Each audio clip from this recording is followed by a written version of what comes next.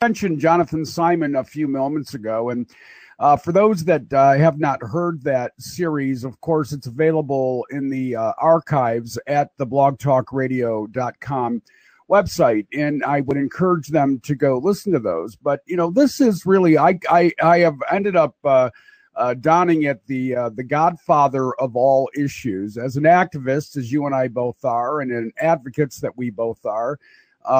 Really, it starts with making sure every vote counts, and we have more than enough reason to believe that our votes aren't counting in the way they need to. You are involved with a statewide group that is trying to clean up the electoral process here in the state of Michigan, make it transparent and accountable.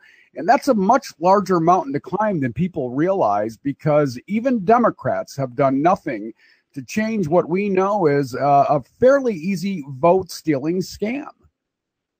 Well, it is. I was going to say it's the most important issue, or an important issue, but it is the most important issue. And it's like Jonathan mentioned, it's the hardest issue to get either party to pay attention to.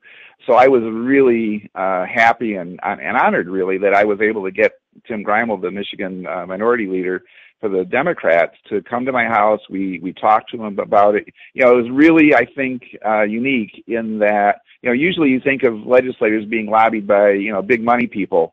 But Tim was gracious enough to come to my house. We had dinner. We spoke about the issue. We gave him our reports that I'll mention in a minute.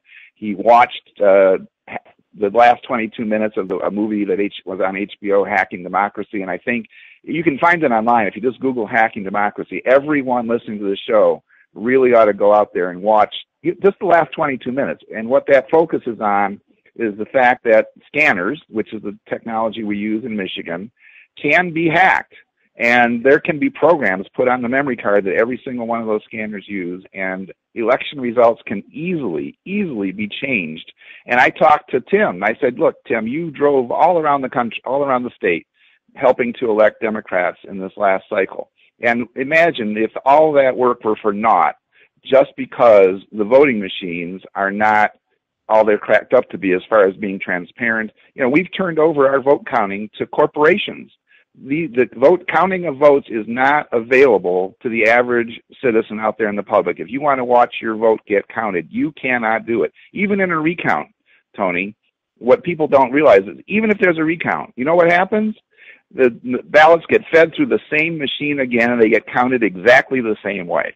That's a travesty that we can't even get an honest vote count. MIRA, the Michigan Election Reform Alliance, MichiganElectionReformAlliance.com. We have done study after study. There's an issue right now. Every voting machine in the state of Michigan is needing to be replaced. They're obsolete. They're 10, 12, 13 years old. It's a $65 million budget item. They're going out for bids right now, but they have no money. They have not allocated a penny in the budget to actually replace those machines.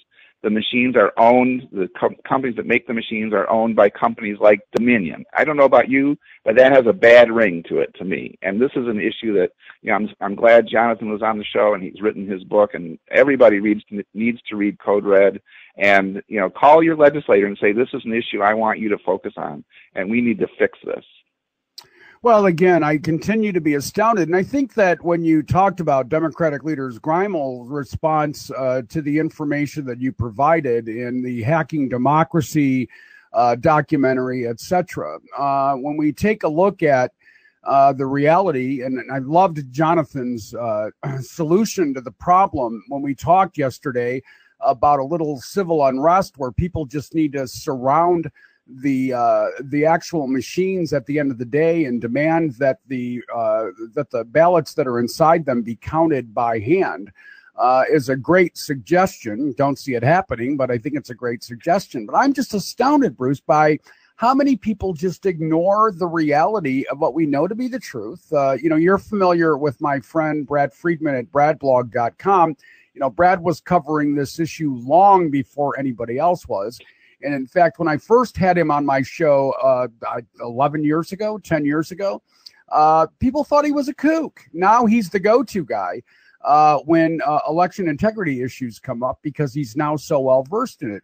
And so I just don't understand, again, any activist, anybody that has a cause, every woman, man, child, minority, you name it. Why would this not be the number one thing they'd want to fix? That's the part that flummoxes me, buddy. I mean, I really don't get why people aren't just clamoring. This isn't a conspiracy theory. The data exists. This is bad news for all of us.